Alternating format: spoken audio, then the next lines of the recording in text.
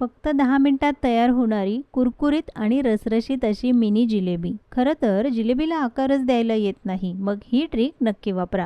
सुरुवातीला पाक बनवून घेऊया. 1 कप साखर, यामध्ये पाऊण कप पाणी घालायचं, थोडंसं केसर आणि 3-4 हिरवी वेलची घातली आहे.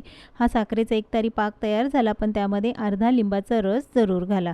पाक थोडासा थंड होत आहे तोपर्यंत बॅटर बनवून घेऊया. 1 कप मैदा, चिमूटभर मीठ, 1 चमचा साजूक तूप घालून हे चांगलं मिक्स करून घेतलं.